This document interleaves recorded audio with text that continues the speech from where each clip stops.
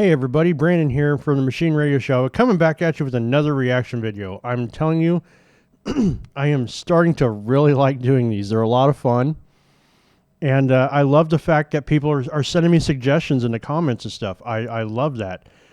And it doesn't have to be like, like the top tier talent.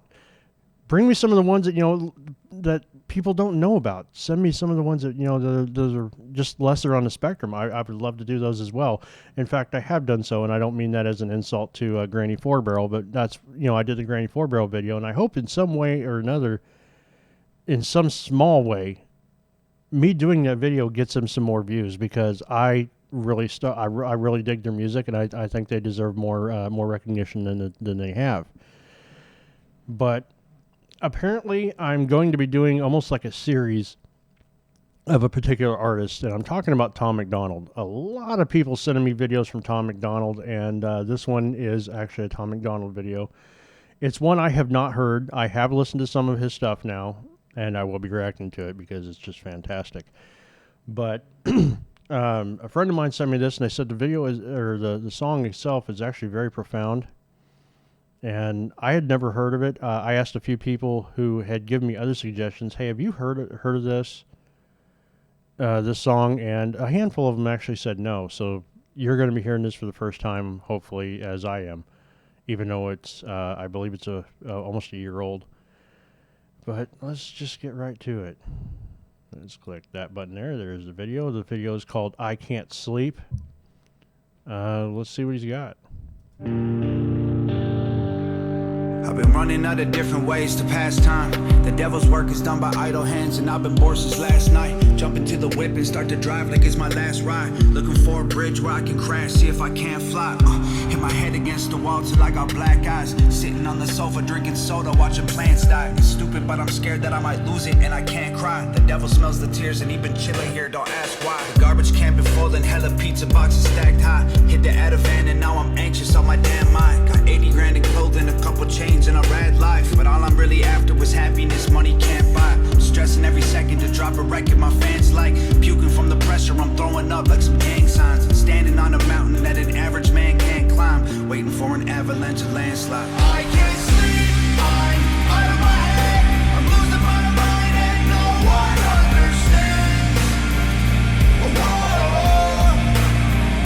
And I can't breathe, I'm over the edge. I'm dying inside, I'm afraid how this might end. Whoa. All right, right there from the beginning. Wow. I mean, I'm going to be honest with you. Right from the beginning when he said, jumping in the car, maybe, I have jumped. Yes, I'm going to tell you right now, due to stress and stuff like that. See, I love to drive. I love to drive fast cars. Pretty much anything that I get my hands on is never going to be stock for very long. But I know, and I don't. Let's not get too far into that. But the driving aspect of it, getting behind the wheel and just mashing that throttle, and trying to clear your head. I can't argue with that. I have done that on many occasions, and I always said that when I did so, that nobody was with me, because I'm not going to risk somebody else's life because my head isn't clear.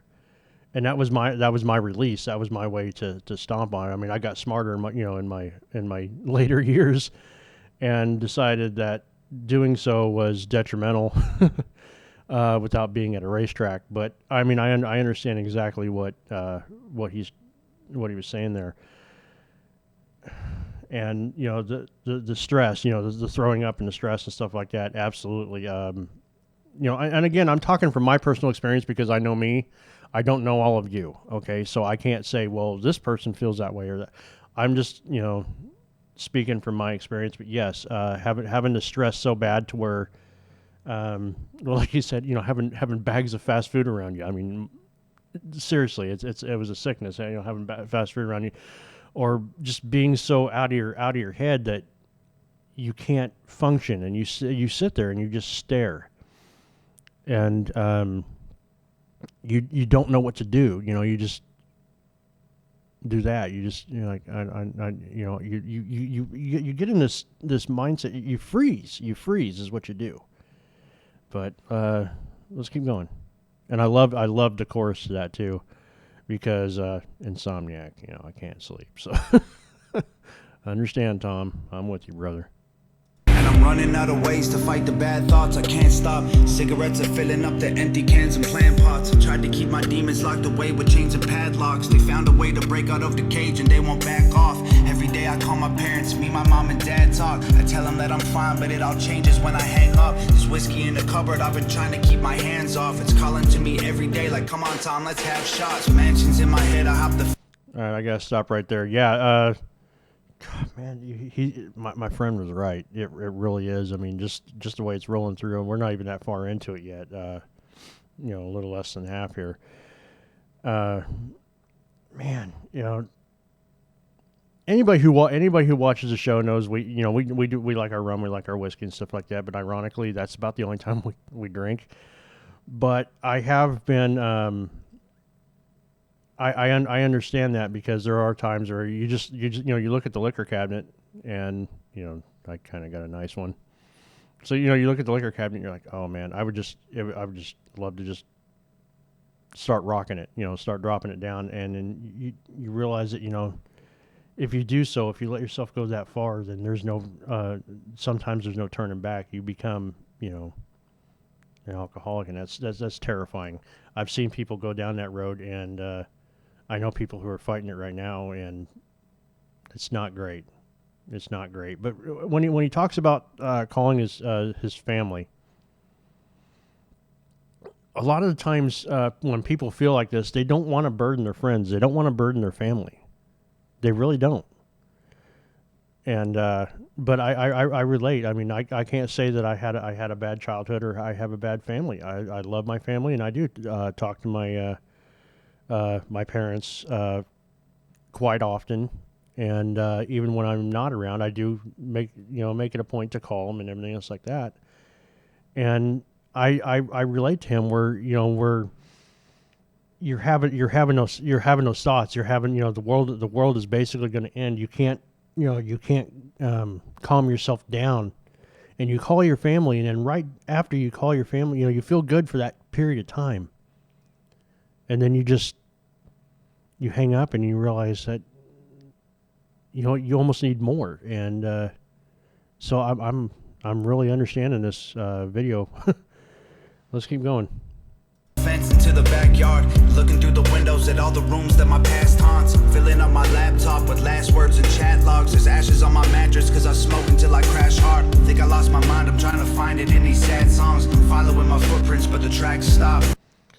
I hate having to stop again, but when he says, listening to sad songs, trying to find, where words fail, music speaks. And I feel like he's doing that right now. His music, it's speaking. It definitely has to be speaking to people. It's speaking to me. Let's keep going. Fighting with the devil, but he didn't think I'd last long. But I ain't backing down, I'ma stand strong. I can't sleep, I'm out of my head. I'm losing my mind and no one understands. Whoa. And I can't breathe, I'm over the edge. I'm dying inside, I'm afraid how this might end. Whoa. My mind is racing, I'm going crazy. I wanna hide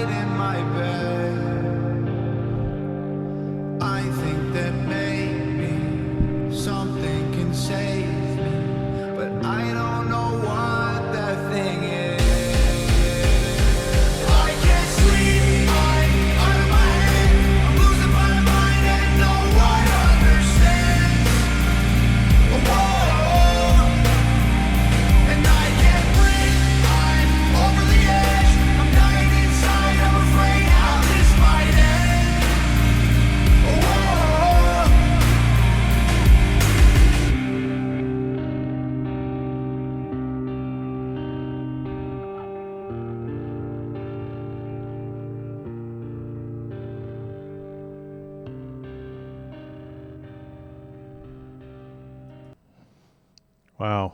Yeah, I'm gonna have to agree with my friend because I mean I'm actually getting almost a little bit emotional over this because it does sound similar, similar to the things that I've gone through and the things a lot of other people have gone through. And what drives me nuts though, and I think people should understand that is people's stress is different than other people's. Nobody is actually 100% the same. What seems trivial to you may not be trivial to somebody else. And you don't know what's going on in their personal lives and everything else like that. So check on your people, man. Check on your people, okay? Make sure that they're okay. And there's always warning signs. There really is that something may not be right. Um, I don't even I don't know really much more to how I want to actually to say what I'm trying to say here. But Tom hit it on the head. This is I mean this is basically his story on how things have been going for him, but it is absolutely relatable and it is definitely fucking profound. It really is. So I need to thank him again for doing that. But going back to it, like I said, check on your people, okay? Not just do it. It takes a few seconds to text your boy and be like, "You okay? How you doing?" Or just stop by, say hi to him every once in a while. Physically come by there and be like, "Hey, what are you doing? You want to go out and do something? Anything. Just do something like that. Stay in touch with your family because you never know when it might be the last time you see them." Okay, and but yeah, thank you again, Tom. Good job, man. I'm going to take this right off the screen here so we can see it a little bit better. I mean, that's pretty much it. I hope you guys enjoy. I hope you guys enjoyed it, and I enjoyed just as much, listening to the music and everything else like that, and then doing the breakdown and doing my take on it. Because again, it's my take. I can't do your take. It might hit you a little bit differently. That's just how it is. But that's music, and that's the beautiful part of it. But for the third or fourth time here, thank you, Tom, and be ready for the next one.